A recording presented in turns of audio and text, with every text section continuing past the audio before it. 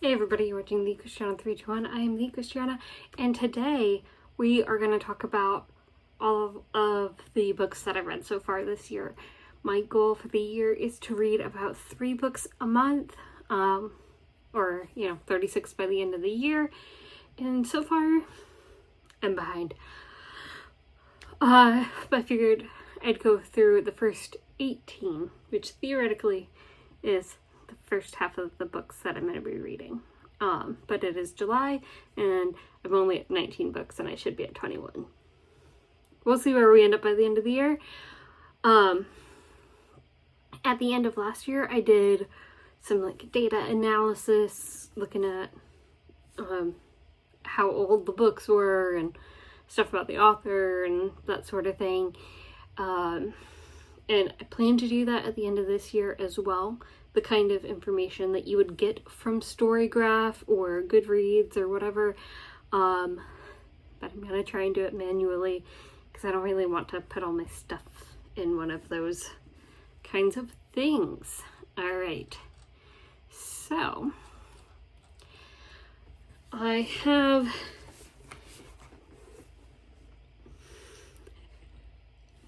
physical copy. This is the thumbnail shot. Well, that's not good. I had them in order. Alright. Hopefully they're still mostly in order. And hopefully I'll be able to go back and get a thumbnail. Otherwise, what was that all for? Anyway, still very busy. Have not had the wedding yet. It is coming soon though, so I don't have time to edit and everything. But let's get started. First up, we have A Psalm for the Wild-Built by Becky Chambers. This is a thought-provoking work about a future after AI becomes sentient, and humans decide that it's unethical to continue using them for their free labor. If I remember correctly, it's a little more complicated than that, and it wasn't just the humans who made the decision. The AI also got to. So humans and robots segregate. They take different parts of the world as their own. Humans have to go to very little technology, but there's still some elements. I think it's mostly a kid's book, so it doesn't get into the technical details about how they decided what technology was okay and what technology wasn't, but this video is definitely going to have spoilers. I will try and warn you, but honestly, if you don't like spoilers and you see a book come up that you might want to read, just skip that section.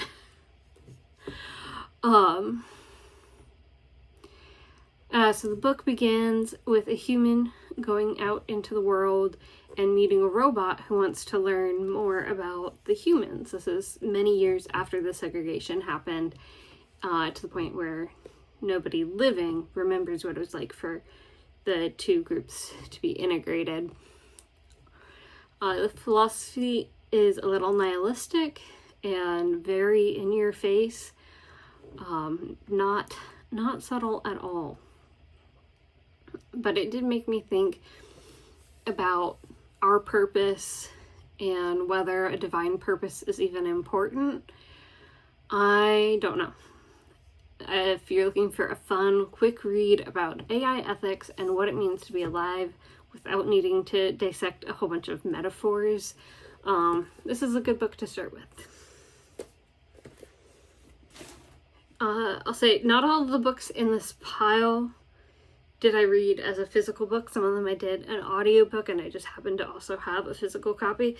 Some of the books that we're going to talk about aren't in this pile because I only have them as an audiobook, and as I said, no editing, so we'll have to use our imagination.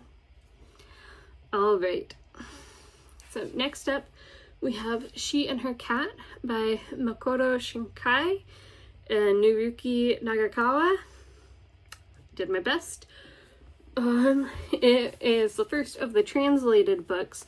I do have a goal to read a lot more translated books and just books that weren't published originally in the US or in English. So this was a series of 4 short stories that connected cats and their owners in this neighborhood in Japan. It really made me miss my cats, Java and Fortran, while I was reading it, even though they were just in the other room. It was a fun, quick read with POV from cats and their owners, and it illustrated how having a cat doesn't feel like having a pet sometimes. It feels more like having a roommate and a best friend.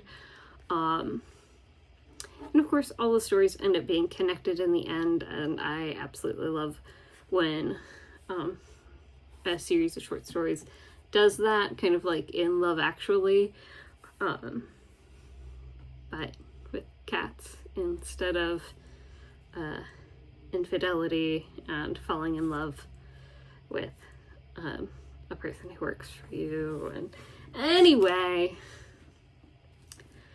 book number 3 is The Most by Jessica Anthony. So this kind of reminded me of a book I read last year called The Three of Us. This whole book takes place over one day, and it's switching point of view between the husband and the wife in like the 1950s-ish. Their marriage is struggling, but neither has admitted it out loud to the other yet. One day, things line up, which means they have to talk about it. And this is where it gets real spoilery. The whole book is leading up to this confrontation, showing past memories, everything that brought them to this day, and then the book ends right before the confrontation is about to happen, and I hate that. It's like when you really need to sneeze, and then right before you sneeze, somebody says, "Bless you," and then you all of a sudden don't have to sneeze anymore. That's what this book is.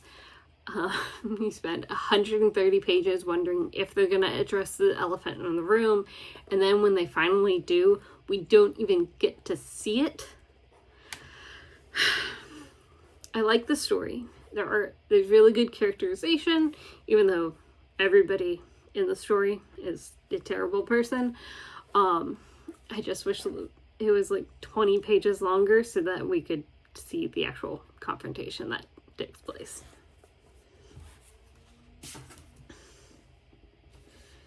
Alright, then Rosarita, which I don't think was translated, but the author is of Indian descent, Anita Desai. It's a novella. It was pretty short. So one thing that made this book really unique to me is it's told in the second person, which you don't see it very much.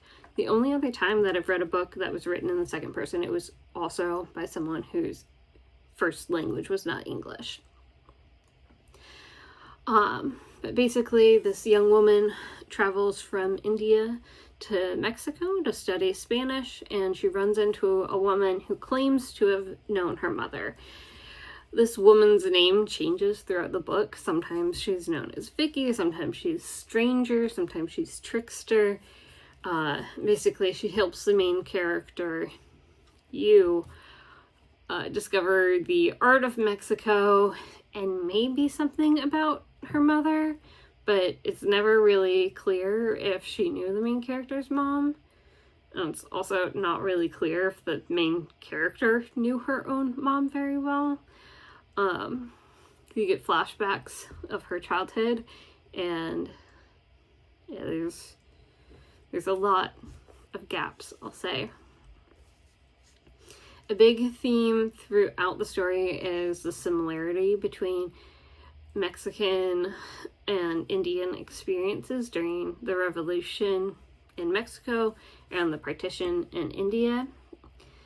There's also a lot of description of birds throughout, which seemed like it had to be important and is probably metaphorically resonant, but I'm not really sure what that metaphor was.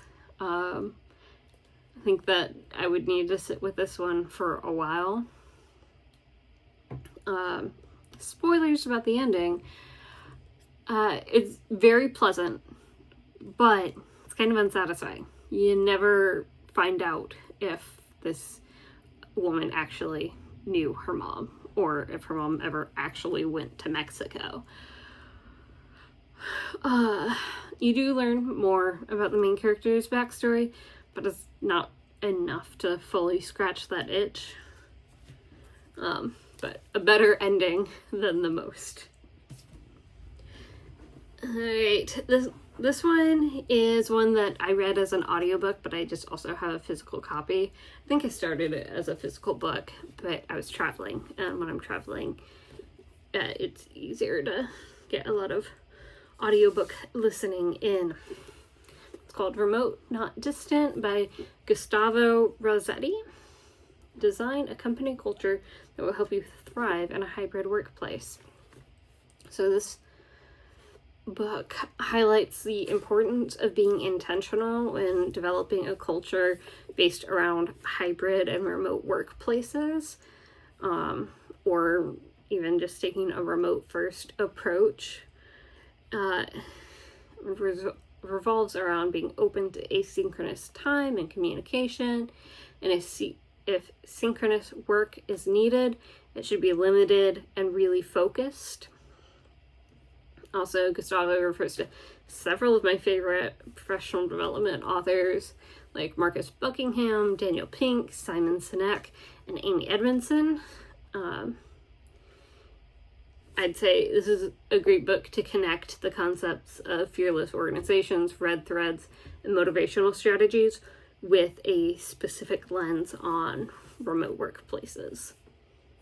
I enjoyed it. I took a lot of concepts out of this we had a May workshop for my team where we were talking, one of the big topics was building culture and being intentional with what culture we want. I took a lot of concepts out of this book. Alright. Then the next book is one that we're going to pretend is right here. And it was, because I read it as an audiobook and I don't have a physical copy. I don't know if I'll get a physical copy of it. It was a good book, but I'm not going to read it again. It's called Murder Your Employer by Rupert Holmes. And I was kind of thinking it might be in the same vein as that. There's that one movie, it was like Horrible Bosses, with Jennifer Aniston being a very inappropriate dentist.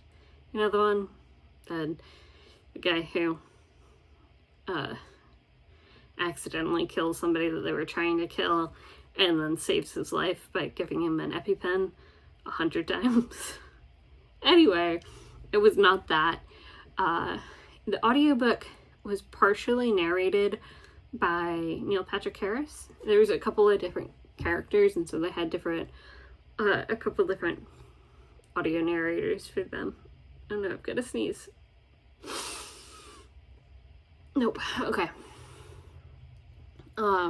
So this book was written in a mix of different first-person accounts, and also there were sections that were written as if it was a guidebook for terminating a person's life.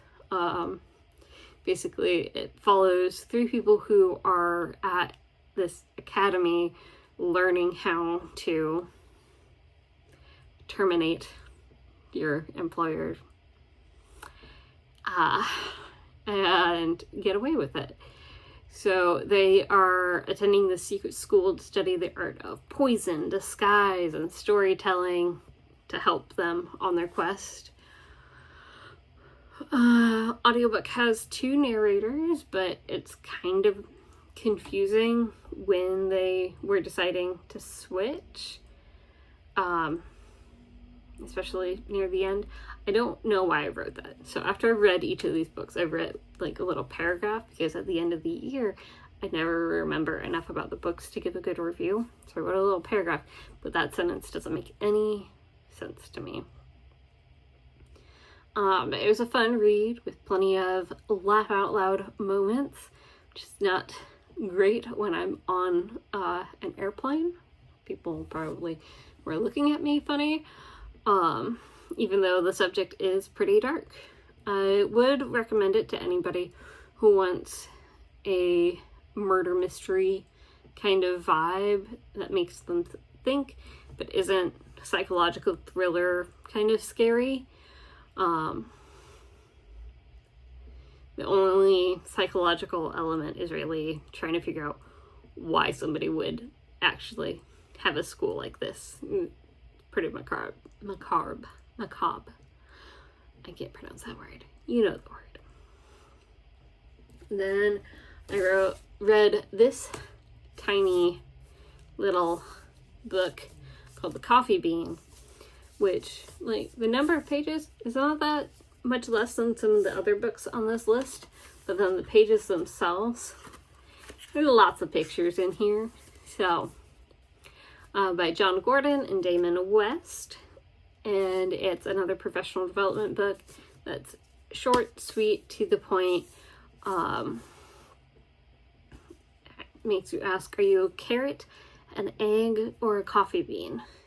When somebody adds hot water or stress to your environment, if you're a carrot, it softens you. If you're an egg, it hardens you. If you're a coffee bean, you transform your environment.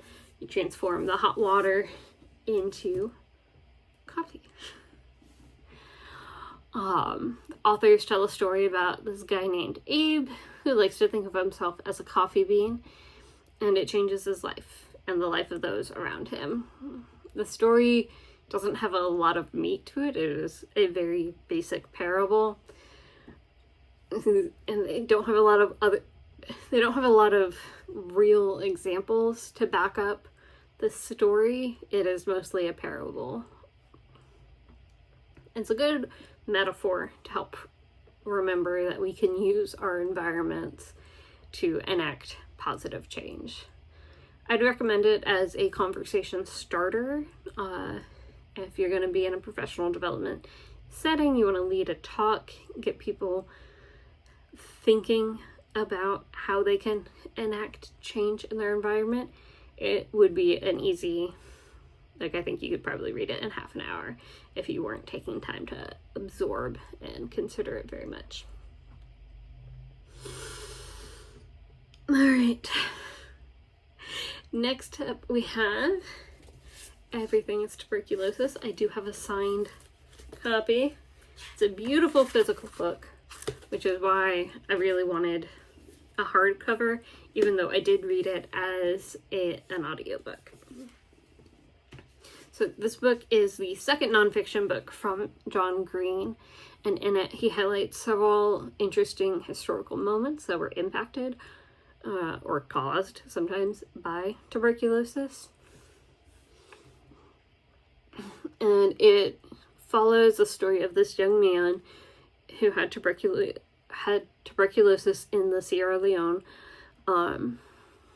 From what I know of John Green, if you don't know, he's a very successful YouTuber.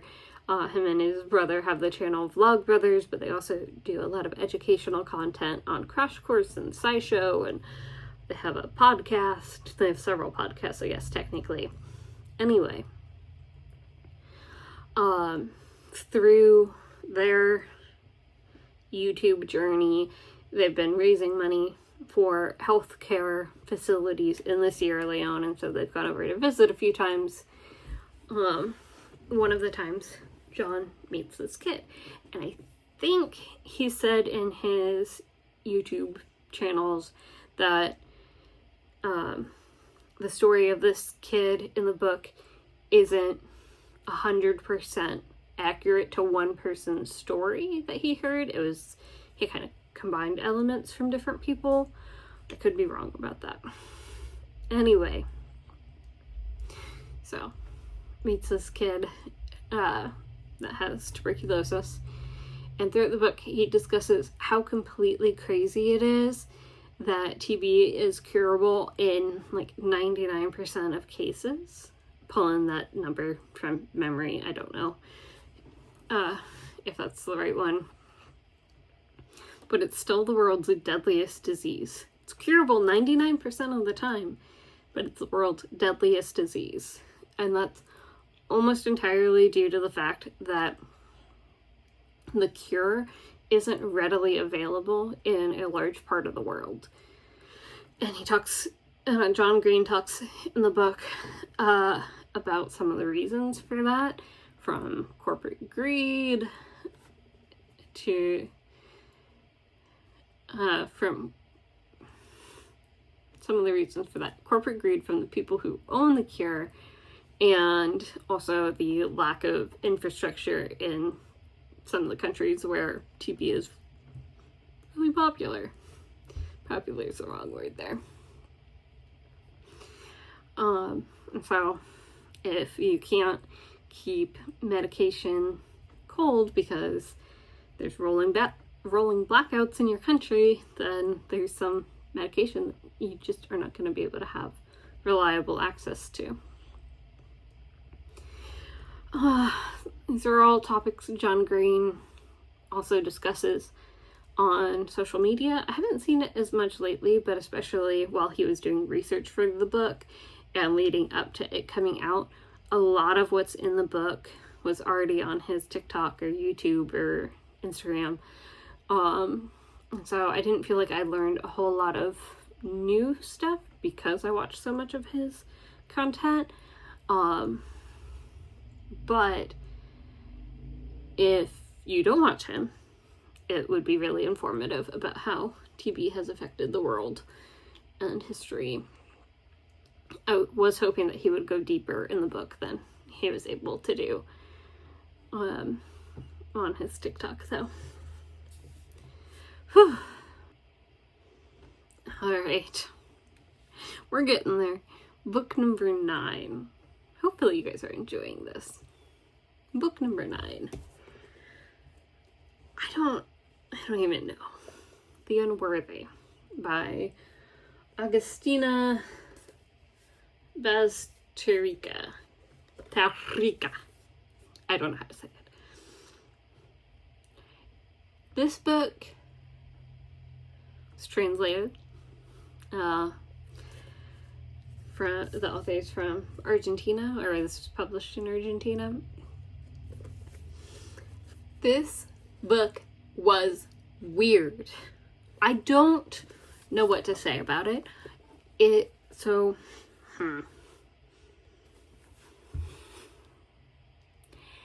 set in a post-apocalyptic world after nuclear war. And then after the nuclear war, there is the water wars. And then, like, the Earth is basically dead. And there's this convent. Or it used to be a convent. They don't worship the Christian God or any God that's present, part of a religion that's presently on Earth that I know of. It's something new, where part of the religion is getting punished, and the punishments are horrifying and frequent for very minor offenses. So the main character is wanting to write about her life. She grew up, I think, before or during the water wars, and so like she remembers books. And so she wants to write about her life. She just has to do it in secret using like blood or juice from a berry if she was able to find it, like literally anything that she can find. I can't even describe the horrors that she goes through. It is so bad. Then one day, a new girl comes to the convent, which, how? Because, like, everything outside of the walls is supposed to be basically dead. But so she comes in through the convent, and everything starts to change. Probably where spoilers start happening. This is where things are picking up in the story. The main character starts to remember her life from before the convent, which was also really terrible. Scrounging for food, running from other scavengers, and her pet cat is murdered, which is also really sad. I hate when that happens in a book. It is very difficult for me. But it's unfortunate. Like, it happens a lot. Anyway, I hated reading about that. And so I figured I should warn you guys in case you also hate that. Things escalate. The main character has a lot of character development where she is unlearning the horrors of the convent and her time before the convent. There's some LGBT representation, but I don't know if that's really the right way to describe it. So it's kind of one of those things where the main character was in this house of horrors of the convent where nobody was nice to anybody, and then all of a sudden there is somebody being nice to her and she starts to have feelings for her. There's not a whole lot of men at the convent, obviously,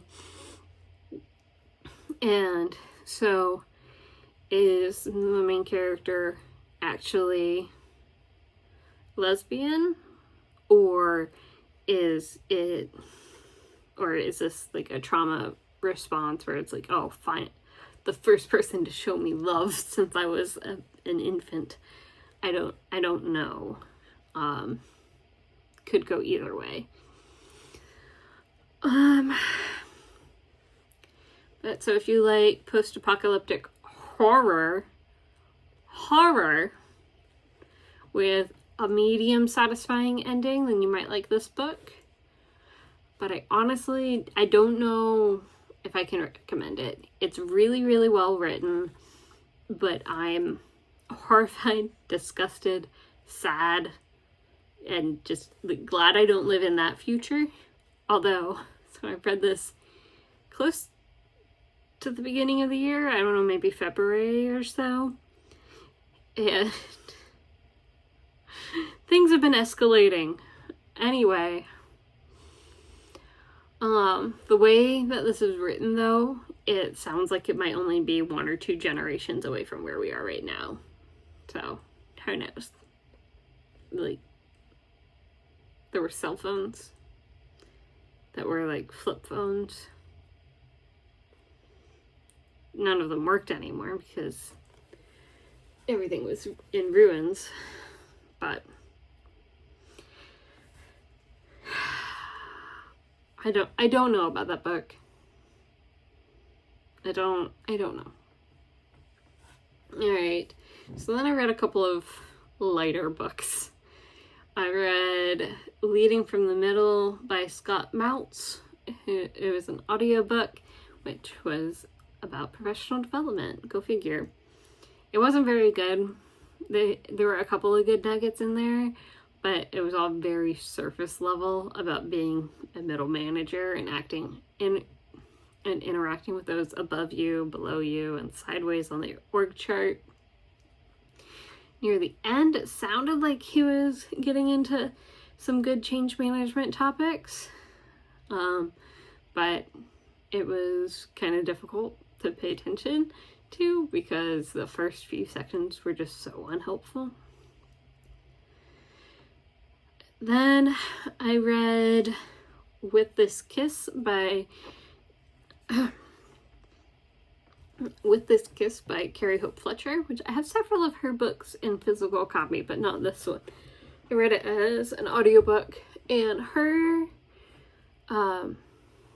she's also a YouTuber, and she performs in musicals on the West End, which, if you're unfamiliar, is basically the Broadway of the UK. And her whole thing is like taking a pretty standard YA, not necessarily YA, but just like fictional, fun, romance kind of topic or kind of storyline, and adding a little bit of magicalness to it. So it's happening present day in the real world, but like a little bit of magic thrown in. So this book, With This Kiss, is a sweet, fluffy romance about a script writer who works at a movie theater and can see how someone, and when she kisses them, she can see how they'll die. And she spends basically the whole book trying to learn about this power, and her whole life she's been ashamed of it and kind of scarred, because when you're kissing someone, I think the last thing you want to see is someone dying, especially the person that you're kissing. And so she thinks of it as a curse, and it's been very challenging for her. She also kept it to herself the whole time because she was so ashamed of it and didn't think anybody would be able to relate or help her out. But if she had just taken the time, this is where the spoilers come in. If she had just taken time to make connections and trust the people who love her, she would have found out that she's not alone. Her mom and her grandma were able to do the same thing, and they had reasonably normal lives, got married, had kids, at least one kid each. And while the thing she is dealing with is really difficult, it doesn't mean she can't have love. There's a bit about generational trauma in there, and identity and self-esteem. This author, like I said, has written several magical realism books. I kind of feel like this is her best one of the ones that I've read. It's not too deep, but it's still thought-provoking and just lovely. Right, so then I read In the Presence of Absence by Mahmoud Darwish. It's also a translated work from Palestine, which I know is a hot topic these days. So this is an autobiography / memoir written in prose / poetry. Which, if you've been around on this channel for a while, you know I don't do well with poetry. It's not for me. I don't understand it. But basically, with this being prose / poetry, and then the language is all beautiful.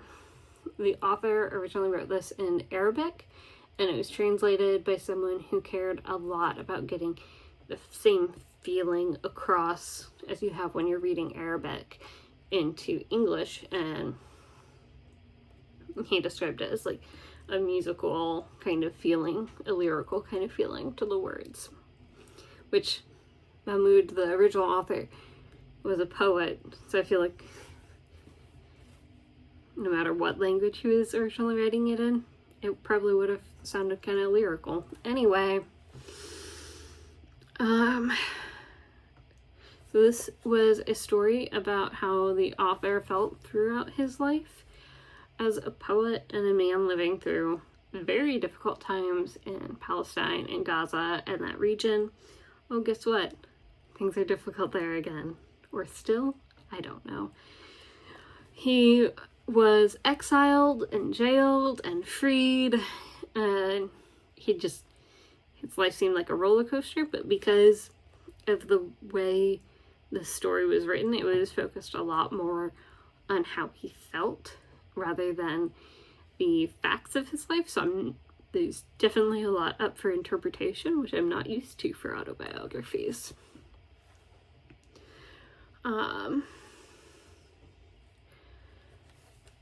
Which is why... Oh, that's why I think of this as more of a memoir than an autobiography. But it was called an autobiography in the official, stuff about it, so I guess. I don't know. Beautifully written. Not really my kind of book. I keep trying with poetry, and it just is not happening. So maybe I should give up.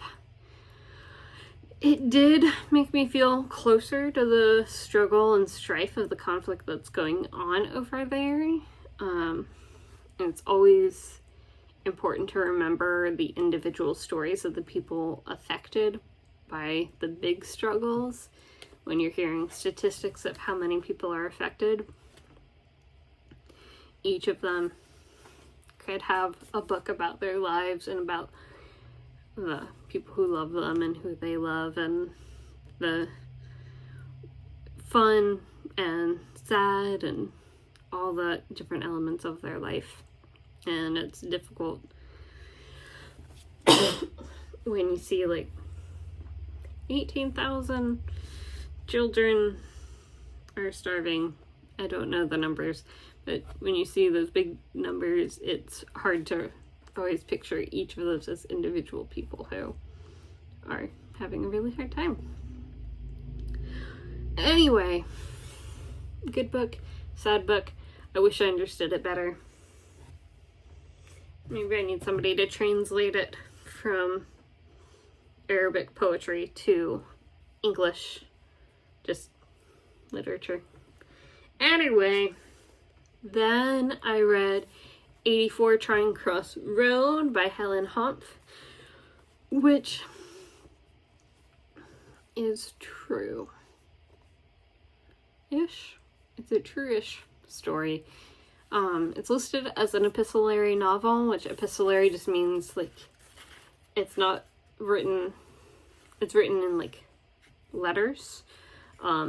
Epistolary novels could also be written as text messages or diary entries, but so this is written as letters going back and forth between a scriptwriter in New York and a used bookstore in New England in the 50s and 60s. I think a lot of people have heard of this book already. It got turned into a movie. A friendship blooms between the scriptwriter and one of the clerks at the bookstore. Nothing nothing romantic, and I love that. I'm always wanting books with leads who don't have a romantic interest. It feels much more true to my experience with asexuality, even if these characters aren't asexual or aromantic. Having the plot be focused on something other than that is nice. Anyway, yeah, it's just not something that drives my life, and it's rarely in my mind if I'm not currently in a relationship. I don't know if Helene, the author of the book, or the credited author of the book, is asexual, aromantic. I just never came up throughout the whole book, either direction. I believe these letters were actually sent back and forth between Helene and the bookstore. There are some that are obviously missing, which is what would happen if these were real. You move houses, whatever. You would accidentally throw one away at some point. So it makes it much more realistic. It's definitely a quick, short, sweet read, and they made a movie about it, which I would like to watch. And do a compare and contrast. Alright, so then, talk about quick reads. I don't even know if I should count this as a book. It's The Living Statue by Günter Grass. It's translated from German.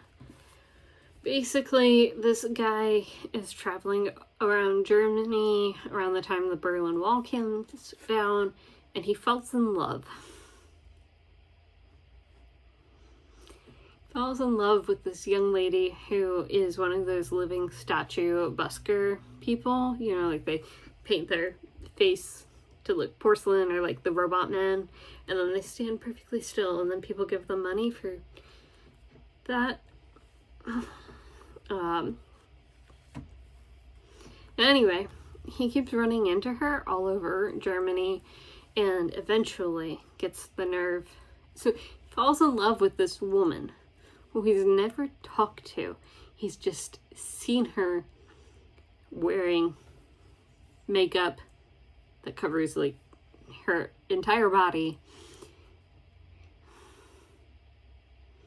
and they just never actually talked. Anyway, he keeps running into her all over Germany, maybe on purpose, maybe not, who knows, and eventually gets the nerve to ask her to dinner. And he leaves like a note in her basket, and she shows up. You know, free dinner, why not? And is just absolutely nothing like the person that he made up in her head, or in his head. You know, she seems so beautiful and feminine, and I bet she would be the perfect person. You know, like when you see somebody on the street and you start making up stories, that's what he did. He completely assigned this personality to her after having never spoken to her or seen her outside of costume. Anyway, it's almost like he put her on a pedestal, like statues go. Whatever. Also, she has a boyfriend, and oh, did I mention he's married? And just following this statue that he's never spoken to around Germany. So it probably wouldn't have worked out even if she had been more like what was in his head. And also he was pretty racist. And there seemed to be some pretty heavy metaphors about don't make stuff up in your head, because real life is never going to be like what you're making up. Yeah, especially about another human being. Don't make up too much stuff about them before you actually meet them. Or if you do, at least give them a chance to show you who they really are. Whether the stuff you make up is good or bad, it doesn't really matter. It's still a lie you're telling yourself about another person. Which is kind of how racism works.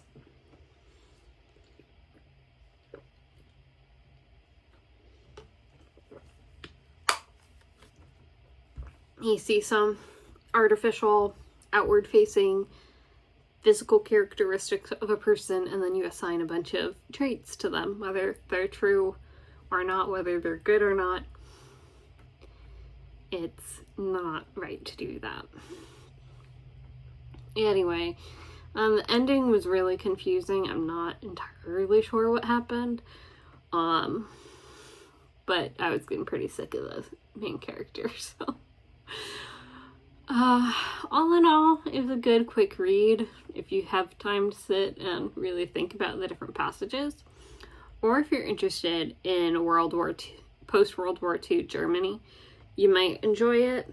I feel like if I had more of that kind of context, I don't know a whole lot about Germany after the war. You might enjoy it more. Then I read the audiobook for Atomic Awakening by James Mahaffey. Mahaffey. It is a book that explores the history of nuclear energy discovery, with a big focus on nuclear power, which, if you didn't know, that is the industry that I'm in. The author worked on some of the very early digital systems that were installed in nuclear power plants, which is very similar to what I do now. Although my systems, the systems that we're doing now, are slightly more sophisticated than when he was working on this many moons ago. It was really interesting hearing the difference between how the author discussed the learned history, the stuff that went on before he joined the industry, versus his experienced history, things that he could directly relate to. I also loved hearing about him talk about some of the plants that I've actually been to or worked on, and some of the stories that he told I actually already knew about because it's relevant to my industry. But very well done. So the book was published in 2009, and the industry has changed a lot since then. So I'd be very interested in hearing his perspective on the AP1000 builds and potential small modular reactors that are coming up. I think the AP1000s were just getting licensed probably when he was finishing this book. Not licensed. Approved? I forget what the first stage is. Maybe it was licensed. We were just getting permission to start building. That's what it was. But it was really good. I enjoyed it, and I think that if you have any interest in nuclear energy, nuclear engineering, it was a very solid read. Then I read, as an audiobook, Co-Intelligence, Living and Working with AI by Ethan Mollick,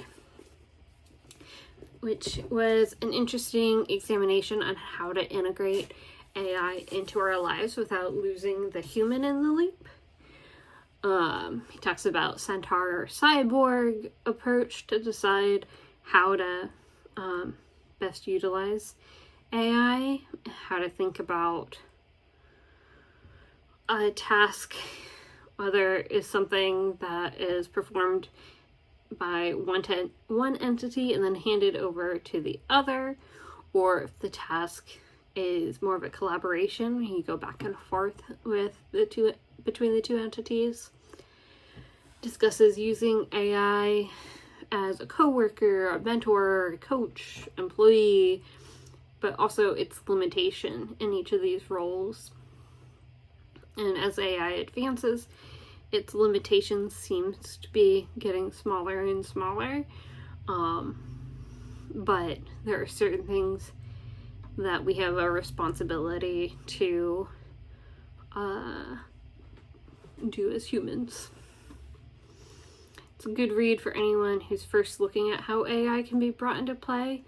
It wasn't anything super groundbreaking for how for people who have been in the AI world for a while, and definitely some of the information is probably outdated. It was just written in 2024, so not that long ago, but AI is advancing so fast. Mind-blowing. Then I read Ghost Wall by Sarah Moss, not to be confused with Sarah J. Moss, who does, is it Court of Thorns and Roses? One of the really popular TikTok books. Different person. It's a pretty short read about a young girl going on a wilderness trip with her parents and also a group from a local college. The group is learning about how people lived in the Iron Age in Great Britain, from food to clothes to ritualistic sacrifices. And the main character, main girl, Syl, is learning about herself and how she feels connected to the old world, we're talking like pre-Roman Empire-ish. Very old world. So then spoilers, starting now, we also learn that her dad is physically abusive. One of the college kids, the girl, starts to take Syl under her wing. They forage together, sneak away to the nearby town, and Syl starts to get a little bit of a crush on this college girl. And as time goes on, the people on the trip start trying more and more of what the ancient Britons would have done. Like, I thought that was on mute. Sorry. Doing more and more of what the ancient Britons would have done, like building a wall of sticks and animal carcasses to scare the Romans away. So I guess not pre-Roman Empire, during the Roman Empire. And eventually they decide they want to do a mock sacrifice. And since Syl's dad is there to convince her, she is chosen to be the sacrifice. And as it goes on, it becomes more and more real. Like, at first it was just like, okay, we're going to do the sacrifice walk, and just you hold rope as if it was tied up on you. And then they really tied it on here. And then it's like, okay, at this point, we would beat her with tree branches like this, and doing it just like lightly, and then doing it for real, and so on and so forth. And it's like, when are they gonna stop? It's kind of difficult. Eventually, Syl's friend, who opted out of being part of this sacrifice, shows up with police and a nurse that they had met earlier in town to save her, and her father gets arrested for child abuse, because obviously it has a happy ending. It reminded me kind of Lord of the Flies, like how quickly people can like submit to being savagery or being savage towards each other, especially with like mob mentality. If one person has enough power in the group and thinks that a horrible idea is a good idea, how quickly do other people fall in line? And how even though Syl escaped with her life and minimal like real injuries compared to what it could have been, she's gonna have psychological scars forever. I frequently think about the boys on the island in Lord of the Flies, and how the ones who survived have to live with what they did on the island. Are you kidding me? Anyway, this was a strange book, but it was well written. I enjoyed it. I would recommend it, even though I just get lots of spoilers, and that's basically the whole book. It was well written, though, so find out more and see if you can dissect the psychology of what's going on, because it's a doozy. And then the last one is one that I finished earlier this month. It's called I Am Watching You by Teresa Driscoll. It was an audiobook, and it's a psychological thriller. I'd put it in the same category as like Girl on the Train and Gone Girl and those ones. So the book was intriguing and was a little rushed. I don't feel like we really got to know the perpetrator and what his motives were. So,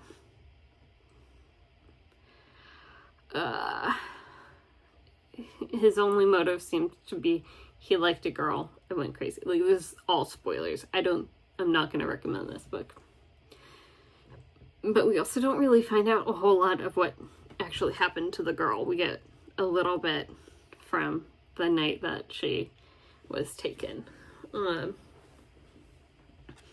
the way the story was laid out is also a little difficult for me to follow who was related to who. And this is probably because I was reading it as an audiobook. And so when I'm driving, there's going to be times that I'm more focused on the road than on the book. Just things are happening. But I'm glad to have read it because I got to know the main character. He's called The Witness and the PI. But everybody else was rushed and confusing. It was all a little strange. Let's get to the plot, though. So the plot, a woman witnesses some guys hitting on some girls on a train. She can't decide whether she wants to get involved, but ultimately decides not to. The guys seem kind of sketch and like maybe not the best influences on these young ladies. But then she sees on the news the next day that one of the girls has now gone missing. And so the rest of the book, you're following this witness as well as the girl's friends and family in the year after her disappearance, as they all deal with guilt and drama about what came about. The woman is convinced that it was one of the guys that she saw on the train, and so she feels terrible that she didn't come forward, blah, blah, blah. It wasn't. It wasn't a bad book, but the end was so unsatisfying. I can't recommend it in good faith. If you're going to have a thriller, murder, mystery kind of thing, you need to have clues throughout the book so that it's possible that somebody could have seen it coming, but more once you do the reveal, then my brain's like, oh wait, back in chapter 3, he said blah, blah, blah, blah, and that was foreshadowing. Or they mentioned they went to summer camp and da da da. You know, you gotta be able to piece it together. And so,